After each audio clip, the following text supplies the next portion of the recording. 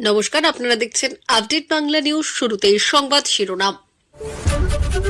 40 minute ধরে অভিষেকের সঙ্গে কথা, কি অভিযোগ জানালেন সুশান্ত ঘোষ। বেলডাঙ্গায় যাওয়ার পথে বাধা, পুলিশের গ্রেপ্তার সুকান্ত। ধর্মনিরপেক্ষতা ধারণায় আঘাত করবে বেলডাঙ্গা নিয়ে আজই রাজ্যকে রিপোর্ট দিতে হবে হাইকোর্টে। মমতা সাক্ষাৎ চান, ববিকে আজই সুশান্তের বিরোধী মন্ত্রী কাউন্সিলরের বিরুদ্ধে নালিশ ঠুকতে চাইছেন কি। আরও স্বচ্ছ রাজ্য পুলিশের বদলি নিতে ইডি নিয়োগ মামলা, জামিন পেলেন কুন্তল ঘোষ, তবে এই শর্ত মানতেই হবে, কড়া নির্দেশ হাইকোর্টের। দুবাই যেতে চান রেশন দুর্নীতিতে অভিযুক্ত বাকিবুর রহমান, শুনেই নড়ে চড়ে বসল ইডি।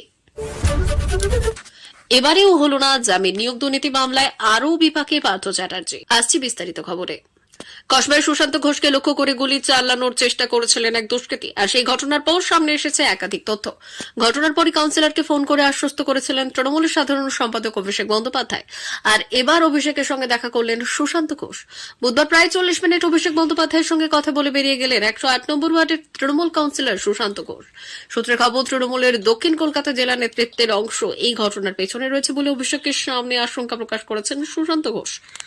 এমনকি পুলিশের একাংশের বিরুদ্ধে নিষ্ক্রিয়তার অভিযোগও তিনি তুলেছেন এবং তুলে ধরেছেন অভিষেক বন্দ্যোপাধ্যায়ের সামনে। অভিষেক সুশান্তের পাশে থাকার বার্তা দিয়ে 107 এবং 108 নম্বর ওয়ার্ডে নিরাপত্তার যাবতীয় ব্যবস্থা করবেন বলে আশ্বস্ত করেছেন। এছাড়াও সূত্রের খবর, গুলশান কলোনি যেভাবে জমি ভরার বিতর্কের কেন্দ্রবিন্দু হয়ে উঠেছে, সেখানে আগের কি পরিস্থিতি ছিল, এখন কি হয়েছে, সেই গোটা বিষয় নিয়ে সুশান্ত ঘোষ এদিন অভিষেকের সামনে জানিয়েছেন। অভিষেক বন্দ্যোপাধ্যায় সুশান্ত ঘোষকে পাল্টা মাথা ঠান্ডা রাখার পরামর্শ দিয়েছেন।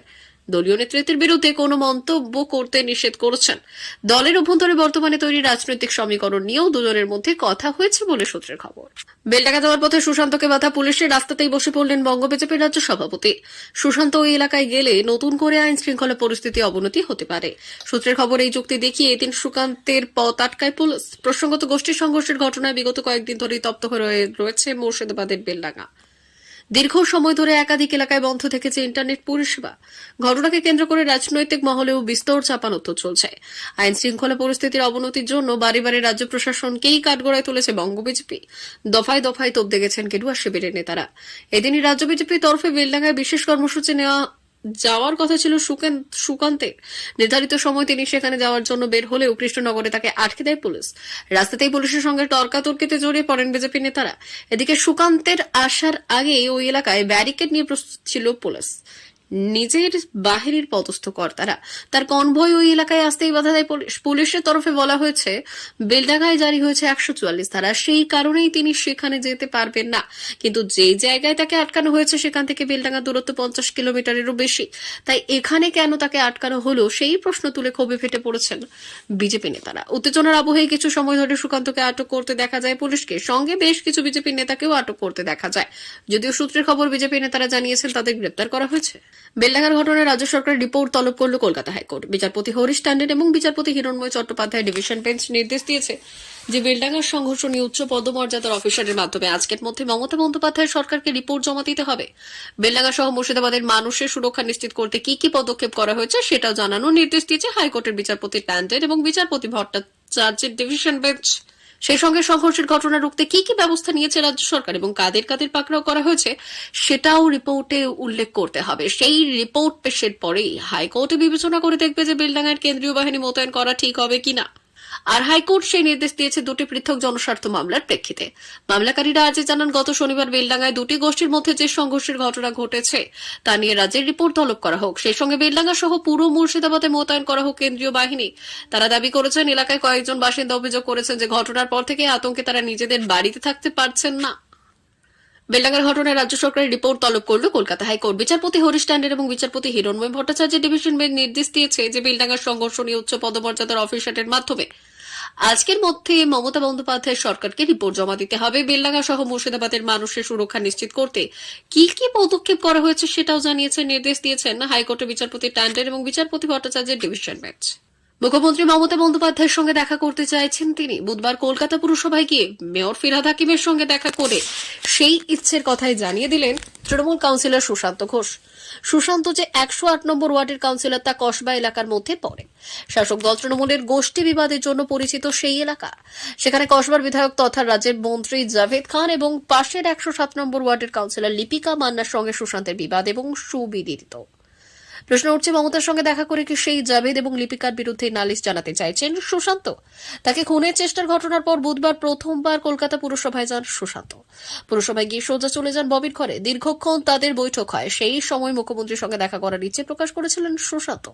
পুরসভা সূত্রে খবর, মেয়রও তাকে মুখ্যমন্ত্রীর সঙ্গে সাক্ষাৎ করিয়ে দেওয়ার আশ্বাস দিয়েছেন। সুশান্ত ঘনিষ্ঠদের দাবি, মুখ্যমন্ত্রীর সঙ্গে দেখা করে নিজের রাজনৈতিক অবস্থান স্পষ্ট করতে চাইছেন কাউন্সিলর। পাশাপাশি কসবা এলাকার রাজনীতি নিয়েও তিনি কথা বলতে চাইছেন। সাম্প্রতিককালে কসবা এলাকার রাজনীতি বারবার আলোড়িত হয়েছে শাসক দলের অভ্যন্তরীণ গোষ্ঠী বিবাদের জেরে। কাঁচা টাকার রমরমাই কসবাকে বারবার উত্তপ্ত করে তুলেছে। যে কাঁচা টাকার উৎস মূলত ফাঁকা জমি, সেই জমিতে মাথা তুলেছে গগনচুম্বী বহুতল, আর সেই বহুতলে ব্যবহৃত ইমারতি দ্রব্যের সিন্ডিকেট। বাড়ি, ফ্ল্যাট, কর্পোরেট সংস্থার অফিস গড়ে ওঠা কলকাতার ওই প্রান্ত এখন উন্নয়নশীল এলাকা। আশ্চর্য নয় যে ওই এলাকাকে কেন্দ্র করে দলাদলি থাকবে। রাজ্যের বিভিন্ন সরকারি দপ্তরে বদলির প্রথা রয়েছে। এদিকে বদলি করার নির্দেশ এলে অনেক সময় সরকারি কর্মীরা নানা জায়গায় তদবির শুরু করেন, কিন্তু পুলিশের ব্যাপারটা একটু অন্যরকম। একটা শৃঙ্খলাবদ্ধ ফোর্সের ক্ষেত্রে এভাবে বদলির নির্দেশ এলেই তদবির করা সাজে না। সেক্ষেত্রে এবার রাজ্য পুলিশের তরফে একটি নয়া নির্দেশিকা জারি করা হয়েছে। কোথাও পোস্টিং পেতে একা কিংবা দলবদ্ধভাবে সদর দপ্তরে গিয়ে ঊর্ধ্বতন কর্তাদের কাছে তদবির করলে সেটা শৃঙ্খলা ভঙ্গে সামিল হবে। অন্যদিকে গোটা বদলি প্রক্রিয়াটা অনলাইনের মাধ্যমে করা হচ্ছে। গোটা বিষয়টির মধ্যে আরও স্বচ্ছতা আসবে বলে দাবি করা হচ্ছে। আসলে গত লোকসভার আগে রাজ্য পুলিশে প্রচুর রদবদল হয়েছিল। এদিকে নিচুতলার পুলিশ কর্মীদের ফের এর আগের জায়গায় ফিরিয়ে নিয়ে আসার দাবিতে সেই সময় গত সেপ্টেম্বর মাসে সেই পুলিশের আত্মীয়দের একাংশ সরাসরি হাজির হয়ে গিয়েছিলেন রাজ্য পুলিশের সদর দপ্তর ভবানী ভবনের সামনে। সেখানে গিয়ে তারা তদবির শুরু করেছিলেন। এর জেরে অস্বস্তিতে পড়েছিল ফোর্স। তারপরই গোটা বিষয়টি নিয়ে পুলিশ মহলের শোরগোল পড়ে যায়।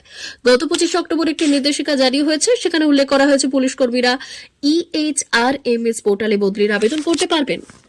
ইডির মামলায় জামিন পেল কুন্তল ঘোষ। নিয়োগ দুর্নীতি কাণ্ডে ধৃত কুন্তল ঘোষকে জামিন দিল কলকাতা হাইকোর্ট। বুধবার শর্ত সাপেক্ষে কুন্তলের জামিন মঞ্জুর করা হয়েছে। জামিনের আবেদন মামলায় অভিযুক্তকে শর্ত সাপেক্ষে জামিন দিয়েছে বিচারপতি শুভ্রা ঘোষ।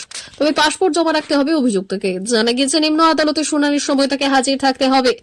আদালতে জমা দিতে হবে মোবাইল নম্বর পরিবর্তন করা যাবে না। এছাড়া কোনো সাক্ষীকে প্রভাবিত করতে পারবেন না কুন্তল। তবে ইডির মামলায় জামিন পেলেও সিবিআই দায়ের করা মামলায় এখনো জামিন মঞ্জুর হয়নি কুন্তলের।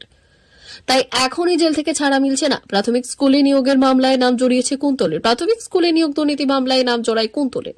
প্রাথমিক শিক্ষা পর্ষদের সভাপতি অপসারিত সভাপতি মানিক ভট্টাচার্যের ঘনিষ্ঠ তথা নিয়োগ মামলায় অভিযুক্ত তাপস মণ্ডল তদন্তকারীদের কাছে দাবি করেছিলেন 325 জন শিক্ষক পদপ্রার্থীর কাছ থেকে 3,25,00,000 টাকা নিয়েছে কুন্তল বলে অভিযোগ। 2023 সালের 21শে জানুয়ারি প্রায় 24 ঘন্টা ধরে তল্লাশির পর হুগলির তথ্যকালীন তৃণমূল নেতা কুন্তল ইডির হাতে গ্রেপ্তার হন।